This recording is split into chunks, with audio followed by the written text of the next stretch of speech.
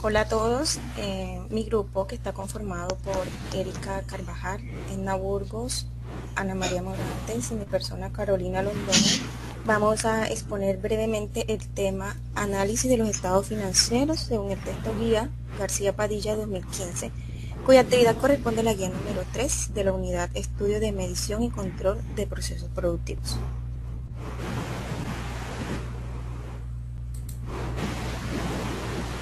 Bueno, iniciemos con el concepto de análisis de los estados financieros, que según García Padilla puede definirse como el uso de ciertas herramientas y técnicas que se aplican a los reportes y estados de índole financiera para obtener algunas medidas y relaciones que facilitan la toma de decisiones. El análisis pues tiene como propósito obtener una idea preliminar acerca de la existencia y disponibilidad de recursos, dar una idea de la situación financiera futura, así como de las condiciones generales actuales de la empresa y de su comportamiento de la administración o diagnosticar algunos problemas existentes en la empresa.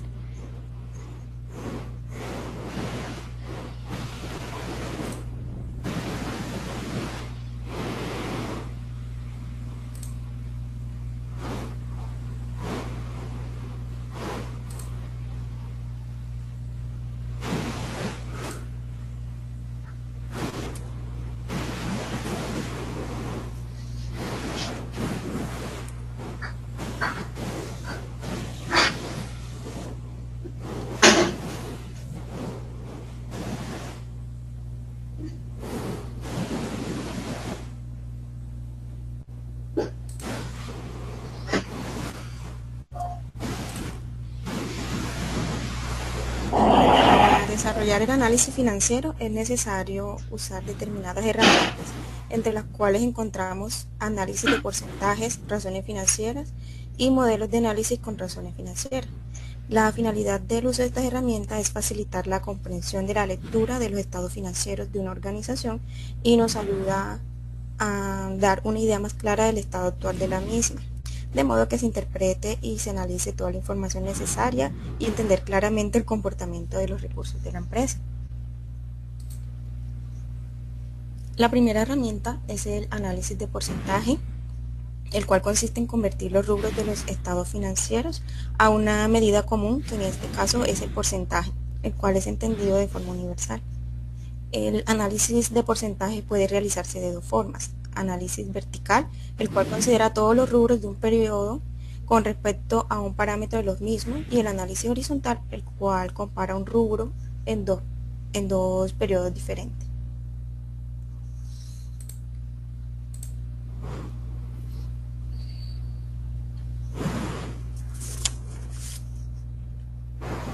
Veamos entonces el ejemplo del análisis vertical, cuya fórmula podemos observar en la imagen, y como mencioné anteriormente consiste en llevar los valores a porcentaje.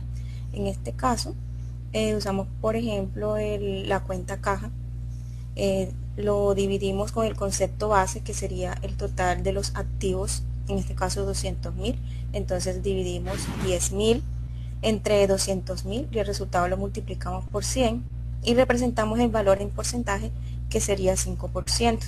Y de esta misma manera pues se realiza toda la operación con el resto de cuentas, solo que para el caso de las cuentas del pasivo el concepto cambia, por lo que dividimos entonces por el valor del total del pasivo. Igual sucede con el patrimonio, que sería entonces dividir los conceptos de la caja con el total del patrimonio.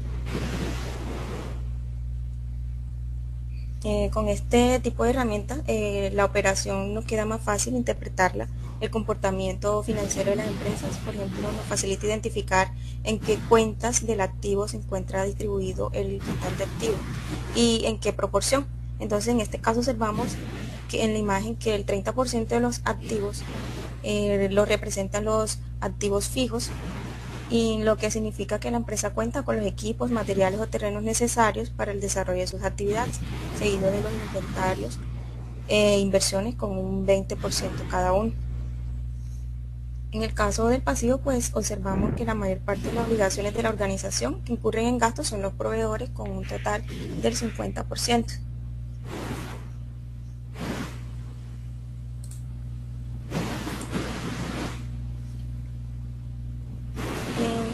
Ahora miremos el análisis horizontal, el cual consiste en comparar un rubro en dos periodos diferentes y determina pues la variación absoluta o relativa de cada cuenta. Para determinar el valor en porcentaje se puede utilizar cualquiera de las tres fórmulas que observamos en la imagen. Entonces la variación absoluta se puede determinar restando el valor numérico del año 2 menos el valor del año 1 y nos da como resultado el valor de la variación absoluta en números. En ejemplo, en cuenta caja, el valor del año 2 es 12.000 y en el año 1 es 10.000. Se hace la operación, 12.000 menos 10.000 pues da 2.000. ¿Cuál es el valor de la variación absoluta? Entonces la variación relativa la obtenemos reemplazando los valores de los movimientos de las cuentas en esos dos periodos en la fórmula. Entonces, nuevamente para el caso de las cajas sería el siguiente: 12.000 sobre 10.000 menos 1 por 100, el cual nos da un resultado del 20%, lo que me indica que esta cuenta aumentó un 20% en comparación con el año anterior. En el caso de los pasivos, el resultado me arroja el resultado de 66.67%, que indica que en el año actual comparado con el anterior se nota que hubo una reducción en los gastos incurridos con el pago de los impuestos. Luego de terminar pues, las variaciones es necesario estudiar cuáles fueron las posibles causas y efectos que se pueden dar por el resultado del mismo. A continuación los dejo con mi compañera Erika.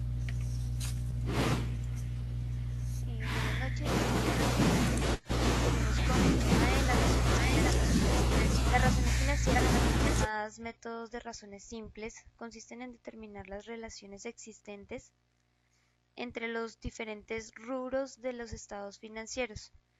Em, Entre los diferentes rubros de los estados financieros, para que con una adecuada interpretación se pueda obtener información del desempeño histórico de la empresa y su postura para el futuro cercano. Se clasifican en cuatro categorías: solvencia, liquidez, eficiencia operativa y rentabilidad. Algunas de estas categorías se obtienen mediante el análisis vertical y otras mediante el análisis horizontal. Las de uso común y generalizado son las razones de liquidez, razones de rotación o utilización de activos, razones de apalancamiento financiero, razones de rentabilidad y razones del valor del mercado. Por ejemplo, en el análisis de, de la razón financiera de rotación del inventario, tomamos el costo, se divide el costo de las ventas del último periodo y se dividen entre el inventario. Otro ejemplo es el de la razón circulante, donde se divide el activo circulante entre el pasivo de corto plazo. Nuestro siguiente punto dentro de las razones financieras, entonces encontramos el análisis de la rotación y uso de los activos. En este punto tiene la finalidad de informar acerca de la capacidad de pago en el corto plazo que tiene una organización. Estos implican la relación entre los activos circulantes y los pasivos de corto plazo. Algunas de las razones financieras para el análisis de la liquidez son el capital de trabajo neto, la razón circulante y la prueba ácida. Eh, un ejemplo de la fórmula para el cálculo de la razón circulante es dividir el activo circulante entre el pasivo de corto plazo.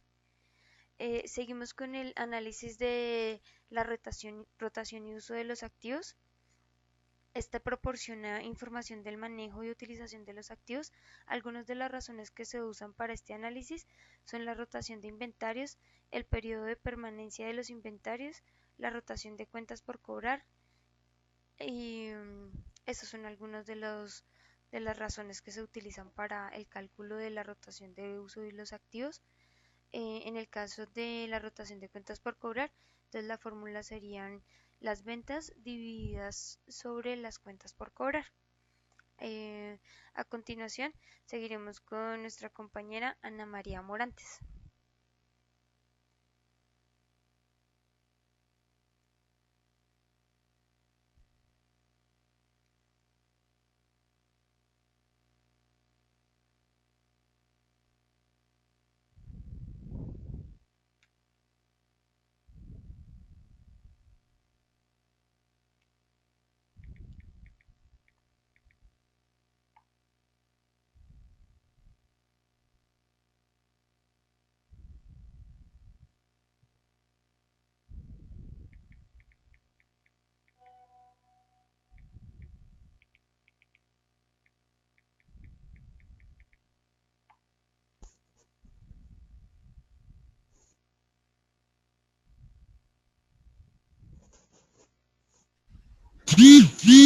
Buenas noches.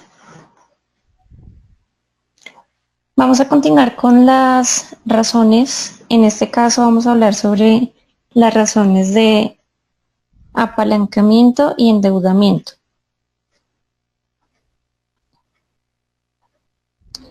Principalmente estas razones lo que realizan o lo que miden es la capacidad que tiene la empresa para contraer deudas a corto plazo con los recursos que se tienen. Entre las principales encontramos uno, pasivo total, a capital contable. La fórmula pues la encontramos en pantalla. Lo que nos muestra es la proporción del pasivo total de la compañía con relación al capital. Esto indica que cuántos pesos tienen invertidos pues prácticamente los acreedores en la compañía y por cada peso que tienen los propietarios en la misma. Cuando el resultado obtenido generalmente es 1, se puede entender que la compañía está en un punto de quiebra técnica. Cuando sobrepasa del resultado del número 1, significa que la empresa no cuenta con el capital suficiente para cubrir sus deudas y por consiguiente no cuenta con la capacidad de endeudamiento. Otro de las razones de endeudamiento o apalancamiento es la razón multiplicador de capital. Lo que indica es la relación del capital invertido y el capital. Generalmente es una medida de eficiencia financiera de la compañía. Siguiente diapositiva, por favor.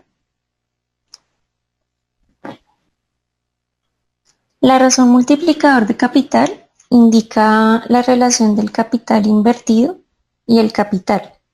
Esta es una medida de eficiencia financiera de la compañía.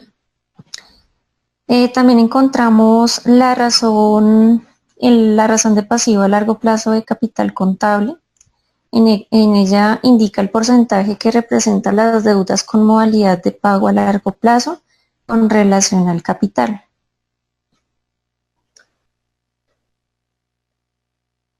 Entonces encontramos la fórmula en el que se tiene en cuenta el pasivo a largo plazo sobre el capital contable.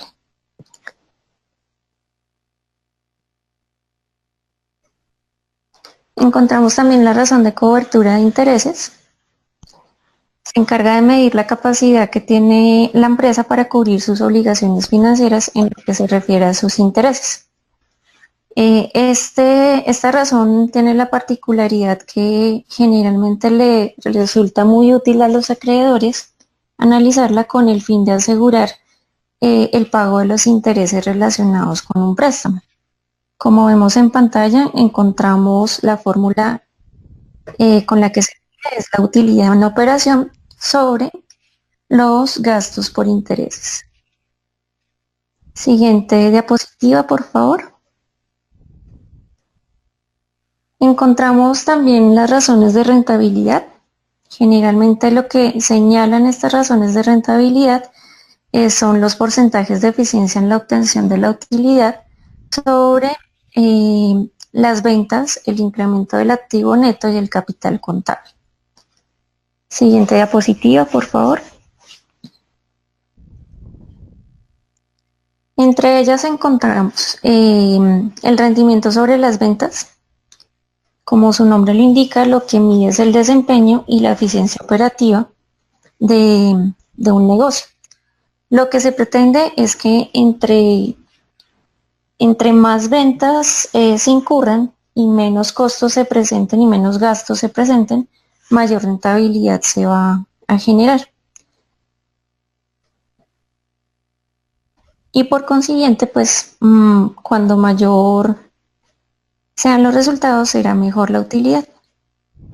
Por eso, en ese orden de ideas, cuando las empresas disminuyen sus costos operativos o aumentan las ventas, generalmente manteniendo o disminuyendo el nivel de los costos o los gastos, estos se verán reflejados en unos mejores resultados. También encontramos el rendimiento sobre los activos totales. Esta razón lo que indica es el porcentaje de la utilidad por cada peso invertido en los activos. Cuanto mayor sea el resultado, pues obviamente mejor será la rentabilidad de la empresa. En ese orden de ideas, lo que se pretende es que se realice un uso eficiente de los activos invertidos.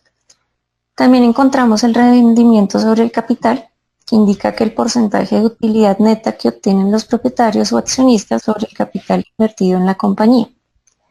Y por último encontramos la utilidad por acción, que lo que permite es que muestra la relación entre la utilidad neta que corresponde a cada acción en circulación.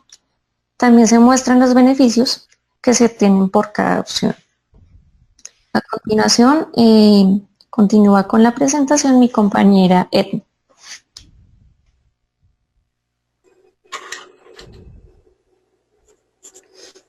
Buenas noches.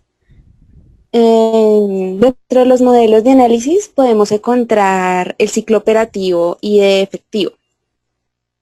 Este ciclo es el tiempo que transcurre desde la fecha de compra de los materiales o de las materias primas hasta el cobro de las facturas a los clientes hasta retornar ese dinero a la caja de la empresa. El ciclo operativo inicia desde la compra, seguido del producto, venta y cobro de la factura.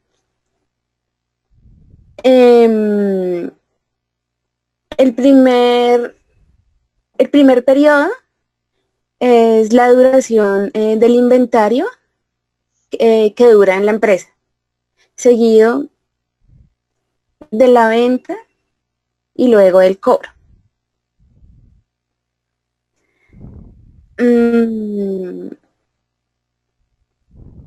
Esta tiene dos periodos, que es la compra de mercancías y luego el cobro de las mercancías.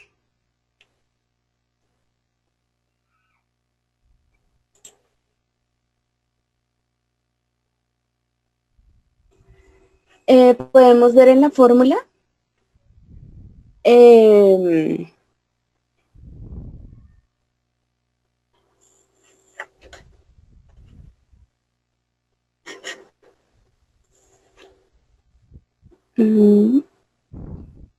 podemos ver en la fórmula que el periodo de permanencia de los inventarios es de 40 días, seguido del cobro, que es de 45 días, y a esto se le resta el periodo de pago de las cuentas por pagar. Y esto es igual a 17 días. Sigue el sistema DuPont, que este sistema consiste en medir la eficiencia de la actividad entre áreas. Primero es la eficiencia operativa, seguido de la eficiencia de los usos activos y de la eficiencia financiera. Pues de estas tres variables depende el crecimiento de la empresa.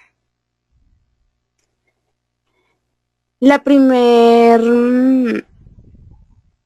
operación es dividir la utilidad neta entre las ventas, seguido de las ventas y el fijo, y después de los activos y el patrimonio.